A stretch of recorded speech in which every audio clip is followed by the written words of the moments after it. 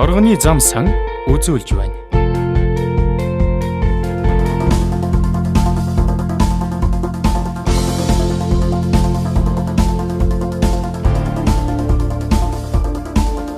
Free Market Active зуны сургал.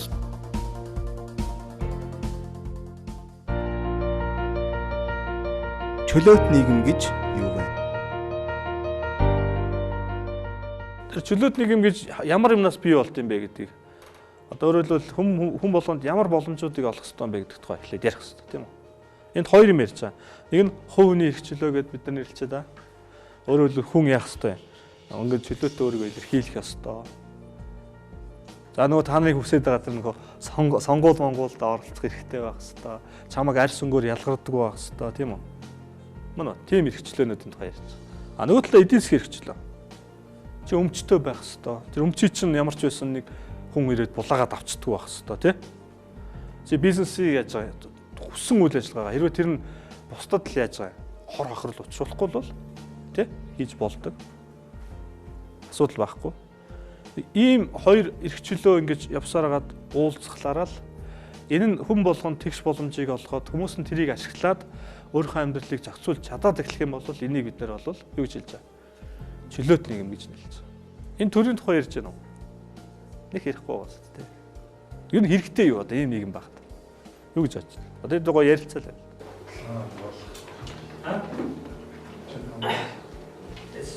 Төрийн үндсэн үүрэг нь зөвхөн аюулгүй байдлыг хангах юм. Үндсэн хуулийн зарчмаас. Үүндээ бол төр одоо юу гэж байгаа юм? Ганцхан үүрэгтэй байхгүй. Явж. Өөрөөр хэлбэл биднийг яаж явах хэвтэй? Хамгаалах ёстой байхгүй. Төр хизээч өөрийгөө хязгаарлалдаг. Тэр бол гарцаа байхгүй. Улам л томрох шинжтэй байдаг. Улам л томорно. Монголын төрийн эдийн засгт оролцох ерөөсөө тэр байхгүй.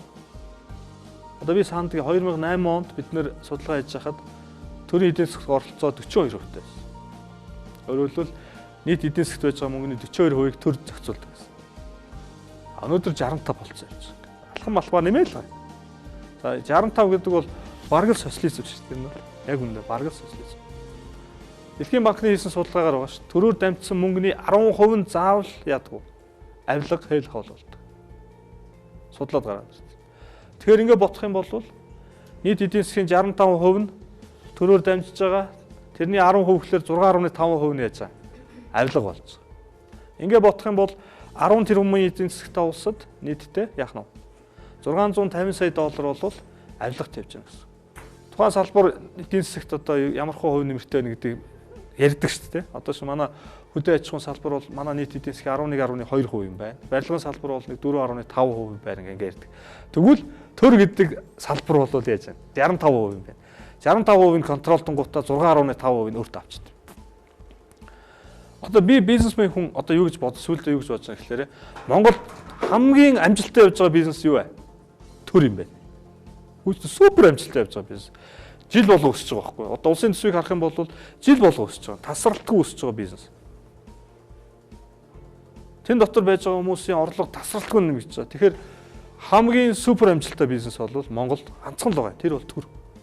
Тэгш боломж олгоод л хүмүүс өөрийнхөө эрхийг эдэлж чадаад л тэр эрхээ эдлээд л ингээл баялаг бүтээгээд л тэрийг өөрөө эзэмшээд л өөрийнхөө сайн сайхны төлөө зарцуулаад яваад ах юм бол уулын зөв байгаад байдаг.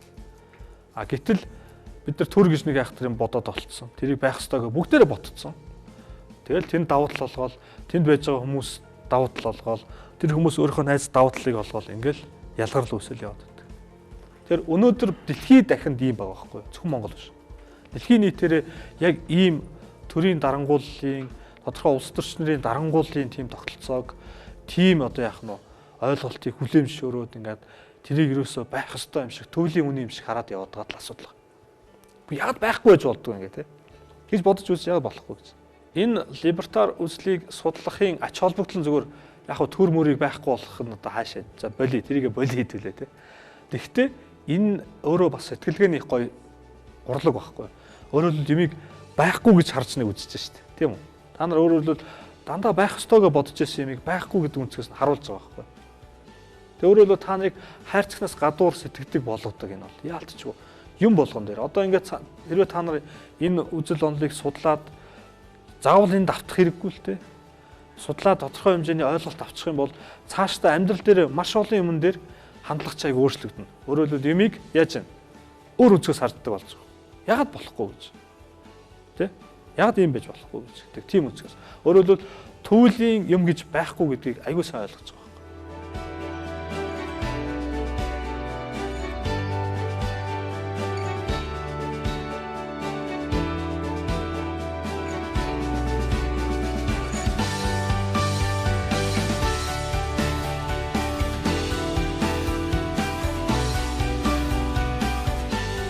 Чөлөөт нийгэм ямар ч одоо юу гэдэг хүний амьдралын сайн сайхны тухай ярихад бол сонголт хийх эрхчлөөний тухай л ярина. Тэр бол гарцсан байна.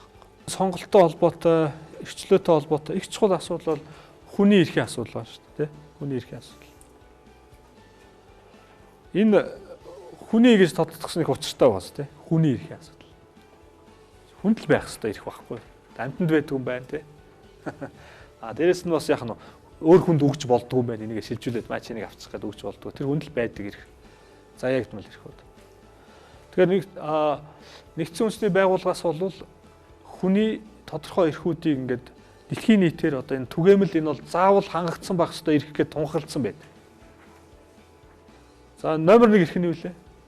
Бид амьд явах хэрэгтэй шүү дээ. Амьд явах хэрэгтэй. Бид нар амьд явах хэрэгтэй. Ингээд тунхагласан мөртлөө яаж байгаа вэ? Тодорхой төрлийн шийдвэрээр хүнийг алаад байгаа шүү дээ. Алчиж байгаа шүү дээ.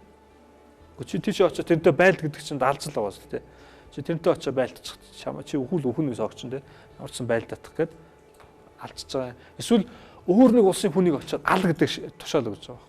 Манай хүн очиод буудаж алдж байгаа юм тийм үү? Хүнийдээ хүний эрх мөн үү? Тэгээ хүний эрх хангаж байна л гэнэ тэр. Бас эрэг үгүй.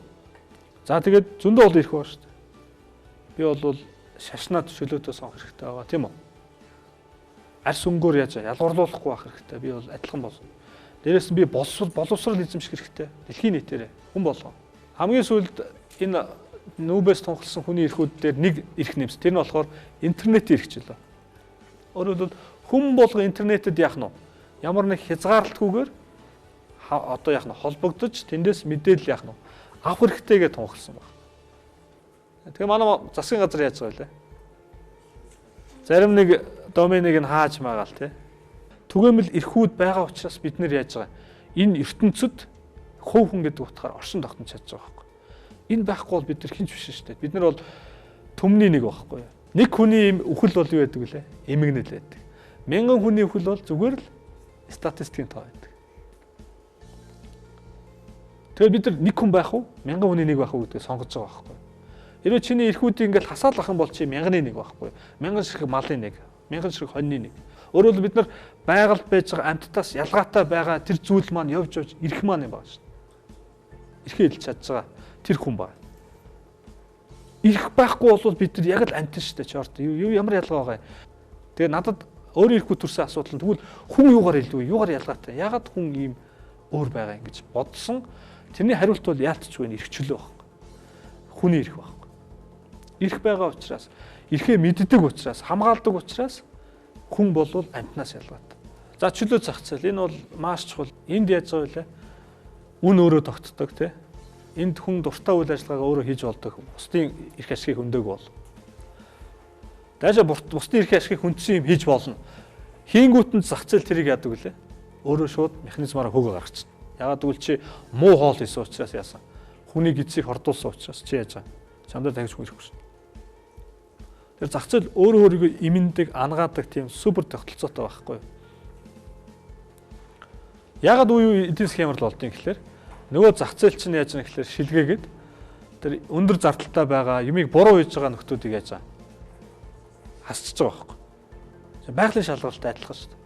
Тэгэд зөв юм хийж байгаа, хүнд хэрэгтэй юм хийж байгаанууд нь яадаг вэ? Үлддэг, амьдраад үлддэг. Тэгэхээр зах зээл бол яг л жүнгэлтэй адилхан. Тийм яг л байгалийн шалгалттай адилхан зүйл. Тэнд хамгийн сайнууд нь үлдээл яваад байгаа шүү дээ. Хамгийн сайнууд нь үлдэж байгаа учраас биднэрт маш сайн юмыг маш сайн үйлчлэгээ, маш сайн бүтээгдэхүүн өгч байгаа. Зах зээл байгаа учраас бид нар iPhone-тай болсон шүү дээ. Тэр Steve Jobs гэдэг хүн iPhone хийсэн байхгүй. Хэрвээ зах зээлийн нийгэм байгаагүй iPhone гэдэг утас хизээж гарахгүй байсан. Төвлөрсөн төлөвлөгөөтэй эдийн засаг зах зээл хоёрын ялгаа нь юу вэ гэхээр зах зээлийн эдийн засаг болвол хүний бүтээлч үр ашигтай үйл ажиллагааг л яадаг байна. урамшуулдаг. Төвлөрсөн төлөвлөгөөтэй эдийн засагт бол яадаг вэ гэхээр бүтээлч үр ашигтай үйл ажиллагаа бол хүнд ч хамаагүй байдаг. Хүнд ч хамаахгүй. Тийм зүгээр л тоо хэрэгтэй, үйлдвэрлэл авах хэрэгтэй. Зах зээл бол яаж нэхлээ эрэлт хэрэгцээг хараад өөрөө тэр юмыг бий болгоод яваад байдаг. Бүтээгч юм байхгүй, бүтээгч тогтолцоо байхгүй, супер бүтээгч тогтолцоо байхгүй. Бодож сэтгэх, хөдөлмөрлөх, хөдөлмөрийн үр шимээ хүртэх, бусадтай солилцох, энэ бүхнийг хамтд нь өмчтэй байх эрхчлөө гин. За хувийн өмч бол өөрөө энэ хүний одоо юу гэдгийг өөрийгөө илэрхийлэх боломжоо ашиглах бол хамгийн чухал яалтчгүй суур нөхцөл нь байдаг. Хүн өмчтэй байж л яадаг байна. Тэр боломжоо ашиглаж болдог. Тэр өмчтэй хүн байж л эдийн засаг өсдөг байхгүй. Өмчгүй байгаа тохиол эдийн засаг өсөхгүй. Тэгвэл өмч гэдгийг юу хэлж байгаа юм бэ гэж байгаа. Чамд байж байгаа тэр өмчийг би энэ бол минийх юм шүү гэж баталгаажуулах ямар нэг юмтай байх ёстой. Өөрөөр хэлбэл чи газартай байлаа гэж бодоход яах нь энэ бол нөхөр Халиунбатын газар шүү гэдээ тэрийг баталгаажуулчихсан тий бичгээр юмтай байх ёстой. Тэр минийх юм шүү гэдэгтээ би өөртөө итгэлтэй байх ёстой. Тийм итгэлтэй байхгүй байгаа тохиолдолд тэр бол өмч гэж хэлэхэд хэцүү болчихж байгаа байхгүй.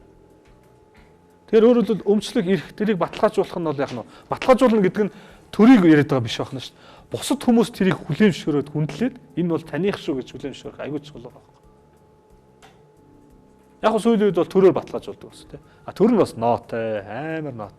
Яаж их давхцуулаад өгчин тий. Хоёр хүний газар давхцуулж өгч хоорондоо үзүүцтэй шүүхөр үзэлцээд. Гэхдээ тийм зөндөө шүү. Тэнгүүтээ нэг хүн ингээд үшээ авцсан байсан газрыг өөрөө төрийн албан агч шууд харсан энэ гоё газар шүү гэснээр татах төшөөлөл өчнгөө болгочих гэх. Өчнгөө болгонгууд авчдаг. Яг ийм үйл явц сая сонгуулийн 4 жил боллоо шүү. Өмч бол Монголд бол айгүй баталгаатай биш. Тэр бол гарцаагүй. Тэгэхээр ийм баталгаатай биш өмчн дээр ажиллана гэдэг бол супер эрсдэлтэй байхгүй. Хэцүү байна шүү дээ. Хинч хизээж хурцрээд чиний өмчийг булаах боломж одоо л нээлттэй байж. Иргэний нийгэм гэж нэг айхтар сонио ойлголт бий сайн. Та нарыг сайн энийг ялгааг сайн ойлгох хэрэгтэй. Нэг утгад ингээд олон хүмүүс нийлээ зохион байгуулалт ороод байгаа юм шиг те. Эвгүй юм шиг те. Нөгөө талын бас байх ёстой юм шиг юм. Сонио ойлголт. Хамгийн сонирхолтой нь энэ өөрөө л яаж нэхлээр үнэхээр нөгөө төрөний өмчийн харилцаа гэдэг шиг бүр ингээд байглаасаа бий болж байгаа. Үнэхээр суур хэрэгцээ нь бий болж байгаа. Тэр зүйл дээр тулгуурлаж гарч ирж байгаа тийм зохион байгуулалтыг л бид нар иргэний нийгэм гэж нэрлэж байна. Үнэхээр хэрэгцээ байгаад байгаа байхгүй. Үнэхээр энийг өстө хийхээс өөр арга байхгүй ч ойлгоцсон чин сэтгэлээрээ тэрийг хүлээн зөвшөөрчихсөн. Бодлороо шүү дээ тийм зүрхээрээ биш тийм хүлээн зөвшөөрсөн хүмүүс нийлээд тодорхой юм хийж байгаа иргэний нийгэм гэж хэлж байгаа. Энэ иргэний нийгэм байгаа учраас нийгэм бас тодорхой хэмжээнд эрүүл болдог. Эрүүл болдог. Өөрөөр хэлбэл зарим нэг юм ингээд болохгүй шүү дээ тийм болохгүй байна. Зарим нэг юмд ойлгомжгүй байгаа тохиол түрүүний яг газрын асуудлаа шийдэх гэж байгаа шиг хүмүүс нэгддэг байхгүй. Сайн дурын юмсан дээр нэгдэж байгаа. Хоорондоо дүрмээ зохирч байгаа. Ийм иргэний нийгэм байгаа учраас энэ нийгэмд байж байгаа тодорхой ганцаараа шийдэж чадахгүй байгаа юм аа олуулаа шийдээд явдаг. Нэг тохируулга маягтай зүйл байна. Тэрнээс энийг одоо юу гэдэг нэг хүн санаачлал нөгөө хүмүүсийг ингээд панаалцаар хагаад ямар нэг аргаар ингээд панаалцаар хагаад хоорондоо нэгтгэнгүүтээ нөгөө хүмүүс бол сайн ч ойлгохгүй мөртлөө за энэ магадгүй зүв байж магадгүй гэдэг ингээд орж байгаа. Тийм үйл явцыг бол вообще иргэний нийгэм хэлэхгүй. Энэ бол өөр ялгаатай зүйл. Үнэхээр чам тэр хэрэгцээ нь байгаа учраас үнэхээр чи нэг зөв гэж бодож байгаа учраас л тэнд нэгдэж байгаа. Тийм үйл ажиллагаа. За ардчлал бол сүүлийн үед одоо юу гэдэг юм нөгөө нохоод барьдаг мод гэдэг шиг хүн болгон л ярьдаг юм болцоод байна л да тий. Ялангуяа ардчил гэдэг юмыг ардснаа өвчлөөд автсан их л мундаг юм гэдэг ойлголтыг хүмүүс төрүүлээд байгаа. Яг нь ардчлал бол өөрөөр хэлбэл тодорхой хэмжээнд олон хүн сууж байгаад уучраа олохныг арга юм шиг байна. Гэхдээ өнөөдрийн хүртэл бол яг нь ардчлалаас илүү супер юм бодож олоогүй л асуудал байх шиг байна. Тэгэхээр ардчлал гэдэг бол олонх нь цөөнхөө дарангуулдаг л тогтолцоо шүү дээ. Тийм үстэй. Тэрнээс биш нэг тийм бас айхтар супер юм бол биш. Олгон цөөхөд дарахулдаг. Гэтэл өнөөдөр бол эсрэгээр айгүй нийттэй цөөх нь олгохоо дарахулдаг тогтолцоо болсон байхгүй ардчлал гэдэг нэрээр. Тэгэхээр энэ бол бас жоох асуудалтай тогтолцоо мөн үү мөн. Уул нь олонх нь шийдвэр гаргаад явж ивэл арай л дээр юм шиг байна зүгээр. Өөр бодож олоог учраас арай дээр юм шиг байна. Харамсалтай нь ардчлалын нэрээр одоо маш цөөх хүмүүс дарангуулаад байгаа тийм тогтолцоо болчихдог. Тэгэхээр уул нь бол энэ ардчлал гэдэг юм бол анх тэр дээр үе тэр грект үсэж байхдаа бол яасан бэ? Энэ бол хүн болгон оролцдог. Тэгээ бүгдээрээ чөлөөтэй тэнд яадаг бахна. Сонголтоо хийдэг. За тэгээд тогтмол ингээд хувирдгүү өөрөлдвөл энэ жил сонгуулийг ингэж явуулаад, энэ дараа жил ингэж явуулаад тий. Энд ч одоо бүр гамшиг болж шүү дээ. Одоо өөрөөр 4 жил тутам сонгуулийн үйл өөрчлөлт болчихсон. Та тэрийг анзаарч байна уу? Яг тэгвэл сонгогдох гэдэг хүмүүс нь өөрсдөө зориулж тэр хуулийг өөрчлөд байгаа байхгүй тий. Ингээд сонгуул хийчихвэл би гарах гээд байна гэдэг. Өөрөөр хэлбэл тогтмол байх хэрэгтэй шүү дээ. Шудраг байх хэрэгтэй. Тэгэхээр ийм зарчмууд нь алдагдчихлаараа ардчил өөрөөр хэлбэл цөөнхийн засаглал болчихдог. Шудраг бас гэдэг бол хаана байдг вэ гэхээр хүмүүсийн соёл, ойлголт, ёс суртахуун дотор л байд юм шиг байна. Хүмүүс тэрийг л хүлээн зөвшөөрч шудраг бас бий болдог. Тэрнээс тэрийг хүлээн зөвшөөрөг байхад 1000 хууль гаргаад 1000 мундаг хуулч томилоод, шүүгч томилоод энэ бол яах нь вэ? Нэг тийм үр дүн байхгүй. Тэгэхээр өөрөөр хэлбэл та нар шиг залуу хүмүүс өөрийнхөө оюун санаан дотор тэр шудраг ёсыг л яаж чинь бий болгож чиж энэ нийгэм өөрөө шудраг болно. Тэрнээс биш хуулинд тэр бол асуудал байхгүй. Ерөөсөө асуудал байхгүй. Өнөөдөр авилга өгч болохгүй гэдгийг хуулиар бол айгүй тодорхой бичсэн байгаа шүү дээ. Тийм үү? Гэтэл авилга өгөөл байгаа шүү дээ. Ягаад гэвэл өгж байгаа хүн яаж байгаа юм? Тэрийг буруу гэж бодохгүй байна. Авж байгаа хүн буруу гэж бодохгүй байна. Тэгэхээр энэ ойлголтын энэ хүмүүжлийн яс суртахууны тэр хэв хэмжээнүүд бидний толгойн дотор байхгүй учраас асуудал байна. Энэ инх тайван байна. Энэ бол дайн тулаан энэ муу буухай бүхэн болвол явж өөрөөр хэлбэл тэр бусдыгаа хүндэтгэхгүй байгаа. Нөгөө нэг тэр олон боломж тэгш боломжийг олохгүй байгаа. Хувийн эрхчлөлөөрөө халдж байгаа тэр бүх юмнаас л бий болж байгаа. Өөрөөр хэлбэл нэг нэгийг хянах гэсэн орлого. Ерөөс өөр ямар ч тайлбар тэнд байх ёсгүй. Дайн болж л байна гэдэг бол тэр бол буруу л байна гэсэн үг. Нэг нэгийг үзэн ядчил байна гэдэг бол тэр бол буруу л байна гэсэн үг. Тэгэхээр их тайван гэдэг бол өөрөө тэр чөлөөт нийгмийн өстө хамгийн чухал одоо юу байх нь вэ? Шалгуур нь байхгүй. Үнэхээр тэнд их тайван хүмүүс тайван л гоё амьдрч л байвал тэр бол үнэхээр ямар нэг байдлаар түрүүний миний хэлсэн эрх чөлөө, сонголт, боломж бүх юмнууд яаж байгаа хэвийн сайхан байна л гэсэн үг. Явж. Нөгөө талаас их тайван байгаа учраас тэр боломж нь бас бүрэлддэг. Энд хоёр талтай тий.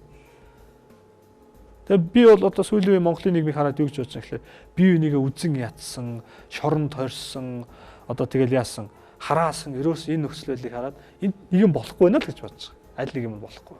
Эрх чөлөөгөө ил сураагүй хүн бол эрх чөлөөний хамгийн том дайсан байдаг гэдэг үгээр нэг дуусна.